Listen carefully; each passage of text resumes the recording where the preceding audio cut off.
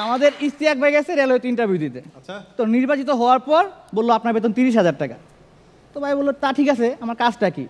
কর্মকর্তা বলতেছে আমাদের ট্রেনের হেডলাইট নষ্ট, আপনার কাজ হলো ট্রেনের সামনে টর্চ লাইট নিয়ে দৌড়ানো। দারুণ চাকরি, আমি করবো। ছোটোবেলায় ট্রেনে করে ঢাকা আসতাম, তো আমাদের ঢাকা আসতে কিন্তু বাউল গাজীপুর জঙ্গল পড়ে।